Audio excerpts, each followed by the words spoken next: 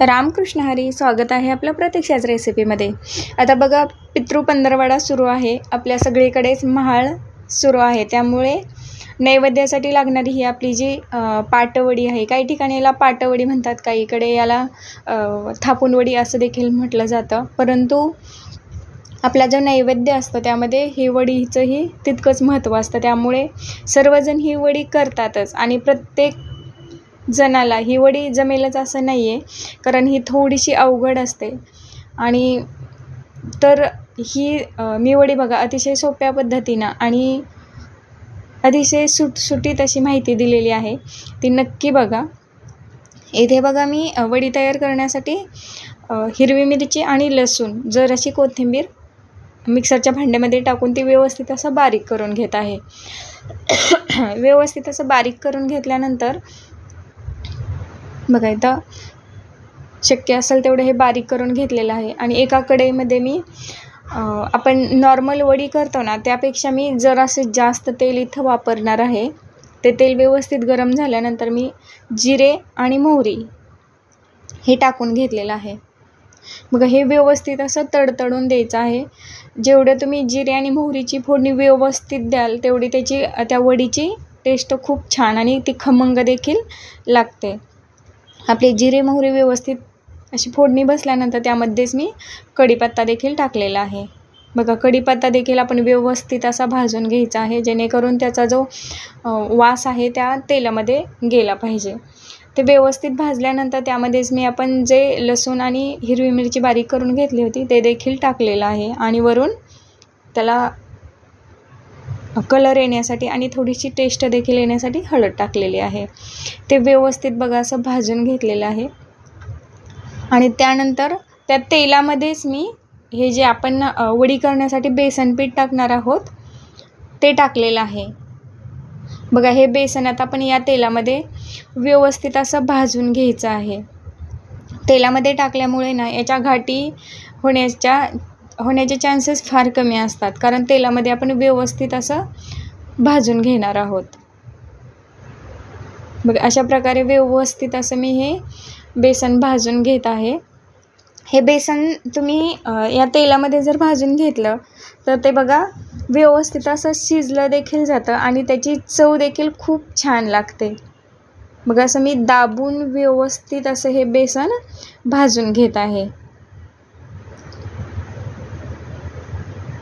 ज्या मुली किंवा ज्या बायका पहिल्यांदाच ही वडी करायला घेणार आहे त्यांच्यासाठी अगदी साधी सोपी रेसिपी आहे.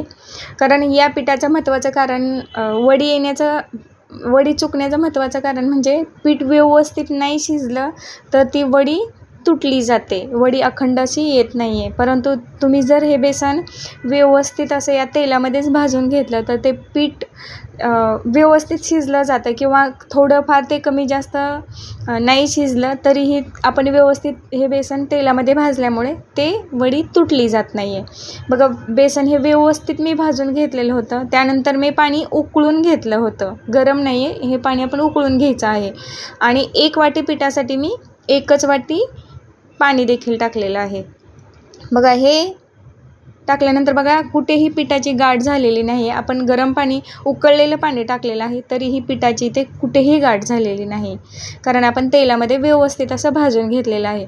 आणि जे आपण नॉर्मल वडी करताना जे पाणी टाकल्यानंतर किंवा बेसन त्या पाण्यामध्ये टाकल्यानंतर खूप प्रमाणात ते आपण ज्या कढईमध्ये किंवा ज्या भांड्यामध्ये आपण वडी तयार करत आहोत त्या भांड्याला खूप प्रमाणात हे बेसन चिकटलं जातं आणि ते वेस्ट देखील जातं, कारण त्याची वडी आपल्याला बनवता येत नाही आहे.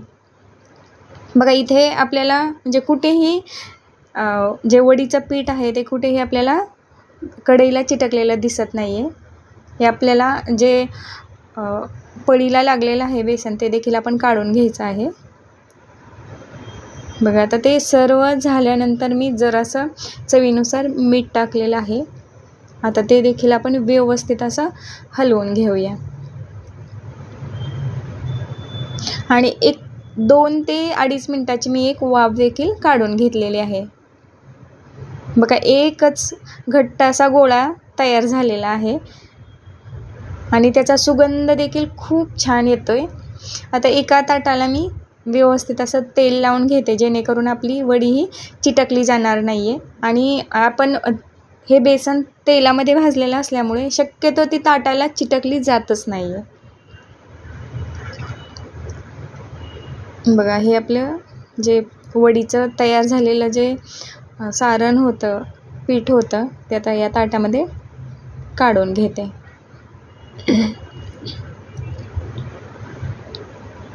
मग आता हे आपलं जे वडीचं तयार झालेलं पीठ जे आहे ते आपण गरमच असं थापून घेणार आहोत. जास्त थंड झाल्यानंतर त्याची व्यवस्थित वडी येत नाही आहे. आता हे पीठ थापत असताना किंवा ते पूर्ण ताटावर पसरवत असताना थोडंसं गरम असल्यामुळे ते आपल्या हाताला भाजतं. त्यामुळे मी एका प्लेटमध्ये थंड पाणी घेतलेलं आहे आणि शक्यतो एवढा पाण्याचा वापर कमीच करायचा आहे. आणि व्यवस्थित असं आपण हे पूर्ण ताटामध्ये हे बेसनाचं जे पीठ आहे ते व्यवस्थित असं पसरवून घेऊया. तुम्हाला शक्य असेल तेवढं पातळ पसरवून घ्यायचं आहे. या वड्या बघा जास्त अशा पातळ नसतात, थोड्याशा जाडीला जास्त असतात. बघा, सर्व ताटामध्ये ते बरोबर एका वाटीमध्ये बरोबर एक ताट, आपण जे जेवणाला ताट वापरतो ते एक ताट वड्या होतात. आणि आता पितृपक्ष सुरू आहे, त्यामुळे प्रत्येकजण ही वडी करतोच, कारण नैवेद्यामध्ये ही एक वडी देखील फार महत्त्वाची आहे. बघा, पूर्ण ताटामध्ये हे व्यवस्थित मी पसरवून घेतलेलं आहे.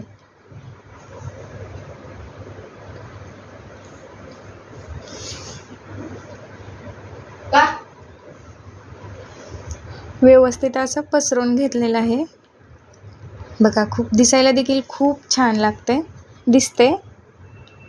आता हे व्यवस्थित असं पसरवून घेतल्यानंतर ओलं नारळ खिसून घेतलेला आहे मी, तो यावरती मी टाकलेला आहे. तुमच्याकडे सुक्का असेल तरीही चालेल, परंतु ओला नारळ, शक्यतो ओला नारळ आपण टाकायचा आहे. त्याची चव देखील खूप छान लागते.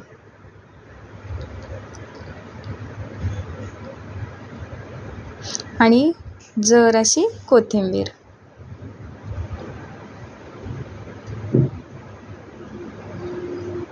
जो आता आपण ओला नारळ टाकलेला आहे तो थोडासा दाबून घ्यायचा आहे, जेणेकरून तो वडीला व्यवस्थित चिटकला जाईल. बघा, दिसायला देखील खूप सुरेख दिसत आहे. आता हे आपण थोडंसं थंड देखील बऱ्यापैकी झालेलं आहे, ते आता व्यवस्थित कटरच्या साहाय्याने कट करून घेऊया.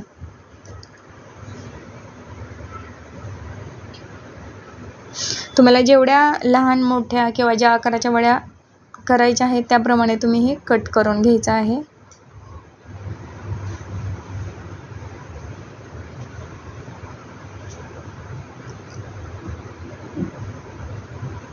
मग अशा प्रकारे मी हे सर्व वड्या कट करून घेतल्या. आता एका चाकूच्या साहाय्याने हे व्यवस्थित वडी मी तुम्हाला काढून दाखवते.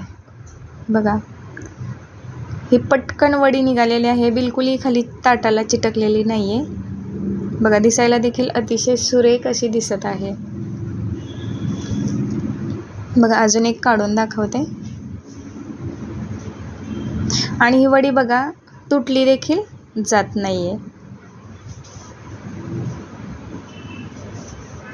बघा, सर्व वड्या ह्या पटकन अज्जात अशा निघत आहेत, कुठेही ताटाला वगैरे चिटकली जात नाही. आता बघा, हे कढईला देखील बघा आपण बेसन भाजून घेतल्यामुळे फार कमी असं बेसन खाली लागलेलं आहे. तुम्ही जर पाणी उकळून घेऊन जर त्यामध्ये बेसन टाकून जर ते व्यवस्थित असं हलवून घेतलं तर ते बघा जास्त बेसन किंवा तुम्ही जे केलेलं आहे ते जास्त चिटकलं जातं. आता हे वडी खाण्यासाठी बघा आपण आमटी देखील करून घेणार आहोत. आता हे आमटी करण्यासाठी मी अद्रक, लसूण आणि जरासं जास्त इथं खोबरं वापरलेलं आहे. पाणी टाकून ते व्यवस्थित असं शक्य तेवढं मी बारीक करून घेतलेलं आहे. एका कढईमध्ये तेल टाकून जिरे आणि मोहरीची फोडणी तयार केलेली आहे. आता ते व्यवस्थित असं जिरे मोहरी फोडणी बसल्यानंतर त्यामध्येच कढीपत्ता टाकलेला आहे. ते कढीपत्ता व्यवस्थित भाजल्यानंतर त्यामध्ये जे आपण अद्रक, लसूण आणि खोबरं बारीक केलेलं ते आता भाजून घेऊया आपण.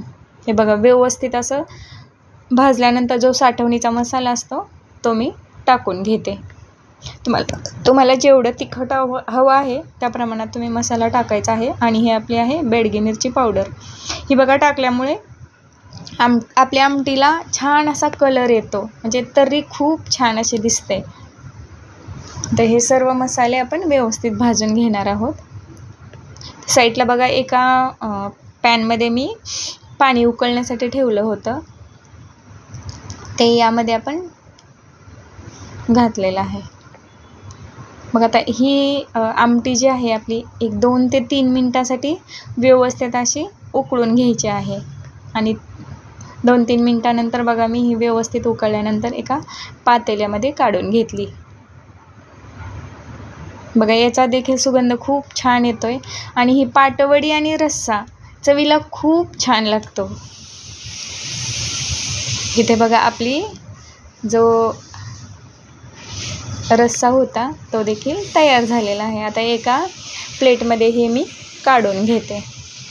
बघा खूप छान दिसत आहे आणि अगदी साधी सोपी रेसिपी आहे.